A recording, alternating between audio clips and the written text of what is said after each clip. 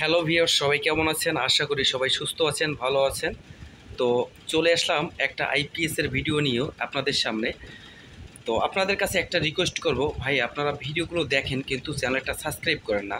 চ্যানেলটা সাবস্ক্রাইব করলে এমন কি ক্ষতি হয়? চ্যানেলটা সাবস্ক্রাইব করলে নতুন নতুন ভিডিও আপনাদের কাছে আগে পৌঁছে যাবে। তো আশা করি চ্যানেলটা সাবস্ক্রাইব করবেন। তো শুরু করি আমাদের ভিডিও। তো দেখেন, আমি এখানে একটা আইপিএসের ট্রান্সফর্মার তৈরি করছি। তো এই আইপিএসের ট্রান্সফর্মারটা খুব বেশি ওয়াট বেরোবে না। তো ইচ্ছা করলে এই ট্রান্সফর্মারটা থেকে বেশ ভালো একটা ওয়াট বেরো করা যাবে। তো দেখেন, আমার কিন্তু এই ট্রান্সফর্মারটায় কোরটা অনেকটা ফাঁকা রয়েছে, গ্যাপ রয়েছে, দুই সাইডে গ্যাপ রয়েছে। তো আমি এই আইপিএসটায় তার দিয়েছি সেকেন্ডারি 15 নাম্বার এবং প্রাইমারি দিয়েছি 24 নাম্বার। তাতে করে আমার এই আইপিএসটায় বেশি বেরোলে 250 থেকে 300 ওয়াট বেরোবে। কারণ 250 থেকে 300 ওয়াটের বেশি আমার সেই গ্রাহকের, সেই কাস্টমারের চাহিদা নাই। তো আমার কাছে আর কোনো কোর ছিল না, যার কারণে আমি বাধ্য হয়েছি এই বড় একটা করে আমি এই ট্রান্সফর্মারটা রেডি করতে। তো দেখেন, এই কোরটা অনেক ফাঁকা রয়েছে। আমি যদি এখানে 12 নাম্বার তার দিয়ে এবং সেকেন্ডারিতে 12 নাম্বার তার এবং প্রাইমারিতে যদি 20 নাম্বার তার দিয়ে আমি এইটে ট্রান্সফর্মার বাধাই করি, তো এইটা কিন্তু একটা হেভি ওয়াটের একটা ট্রান্সফর্মার হবে আইপিএসের জন্য। তো আপনারা যদি আইপিএসের ট্রান্সফর্মার বাঁধতে চান, তো আশা করি তারের সাথে কোরের একটা সমন্বতা রেখে এবং হিসাব করে তারপরে বাঁধবেন, তাহলে ম্যাক্সিমাম যে ওয়াটটা দরকার সেই ওয়াটটাই আপনারা পারফেক্টভাবে পাবেন। তো চলে গেল ট্রান্সফর্মার হিসাবটা। তো এবার চলে যাব আইপিএসের দিকে। তো নাতাশা সার্কিট দিয়ে কিভাবে আইপিএস তৈরি করতে হয় সেই বিষয়টা আপনাদের সাথে শেয়ার করব। তো আপনারা জানেন আমি কাজে কম দেখাই, প্র্যাকটিক্যালে কম দেখাই। তো আমি থিওরিক্যালি বেশি বোঝানোর চেষ্টা করি, কারণ প্র্যাকটিক্যালে কাজ করলে অনেক কিছু আয়ত্ত করতে পারে না, কিন্তু থিওরিক্যালি যদি বলে দেয় তো সেটা অনেক সময় মানুষের মাথায় বেশি ক্যাচ করে। অবশ্যই প্র্যাকটিক্যালও ভালো ক্যাচ করবে। তো প্র্যাকটিক্যাল করি না কেন, আমার একটু সমস্যা আছে, কারণ আমার ক্যামেরা ধরার লোক নাই, যার কারণে আমি প্র্যাকটিক্যাল করতে পারি না। তো থিওরিক্যাল থেকে প্র্যাকটিক্যাল বেশি মাথায় ধরবে, আমার বলা ভুল হয়ে গেছে।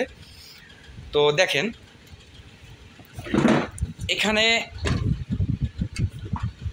আমি এইটাকে বসিয়ে দিব। বসিয়ে দেওয়ার পরে আপনারা জানেন নাতাশা বোর্ডের দুই পাশে দুটো হিটসিং আছে এবং সাইডে 3-6টা মসফেট থাকে। চাইলে আপনি 6-12টা মসফেট দিতে পারবেন। দেওয়ার পরে অনেকে আমাকে কমেন্ট করে বলছে যে ভাই ওয়ারিং কিভাবে করতে হয় একটু দেখান। তো দেখেন, এখানে আমি কিছু কানেকশন বেরো করে রাখছি। এই কানেকশনগুলো একটু ফলো করলে বুঝতে পারবেন, আলোর স্বল্পতার জন্য দেখা যাচ্ছে না। তো আমি ট্রান্সফর্মার যখন ওয়াইন্ডিং করছি তখন কিন্তু আমি এই সাইড দিয়ে ওয়াইন্ডিং করছি, দেখেন এই সাইড দিয়ে। তার মানে এইটি আমার নিউট্রাল প্রান্ত, এটা হচ্ছে নিউট্রাল প্রান্ত এবং শেষ হয়েছে এই প্রান্তে। তো এইগুলো দেখছেন, এইগুলো সবই চার্জিং করছি। আমার যেটুকু প্রয়োজন চার্জিংয়ের জন্য আমি সেটুকু করতে পারবো।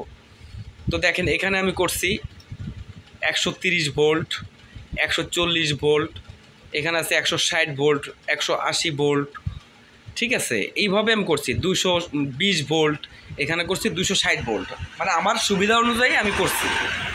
তো আপনারা এভাবে করতে পারেন।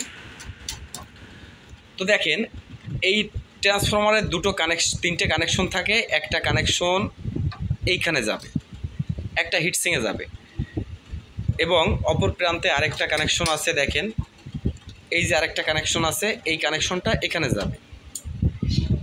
অবশ্যই এই যে কানেকশনটা দেখছেন, এই কানেকশনটা উল্টে পাল্টে গেলে কোনো সমস্যা নেই।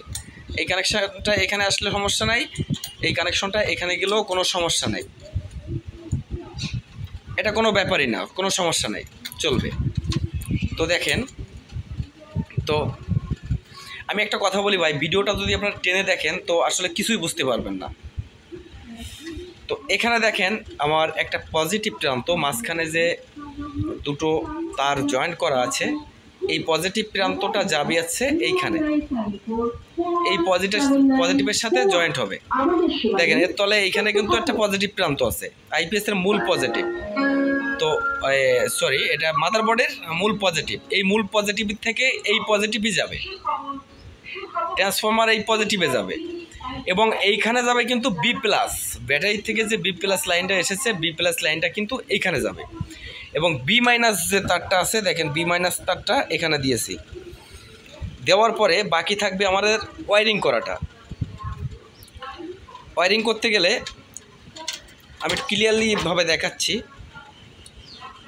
তো দেখেন আমার নিউট্রাল প্রান্ত আছে এইখানে, এটা হচ্ছে নেগেটিভ প্রান্ত।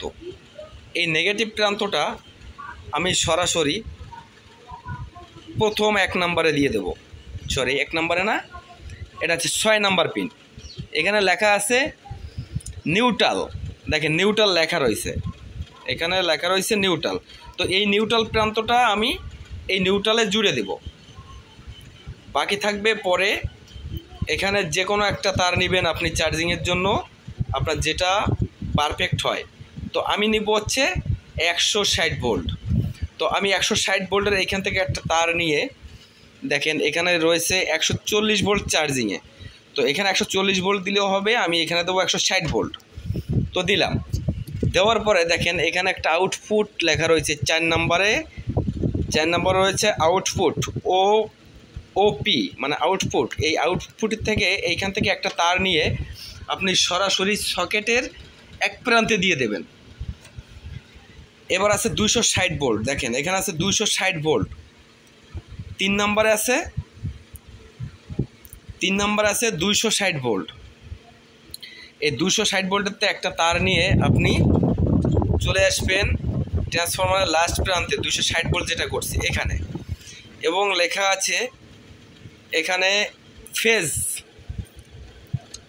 দেখেন এখানে 1 PP আইপিপি, ঠিক আছে। এখানে আছে ফেজ। কারেন্টের যে ইনপুট প্লাগ আছে, কারেন্টের যে ইনপুট প্লাগ, দেখেন এই যে ইনপুট প্লাগটা আমি দেখাচ্ছি। এই ইনপুট প্লাগের যে ফেজ লাইনটা আছে, সেই ফেজ লাইনটা দিবেন আছে এইখানে।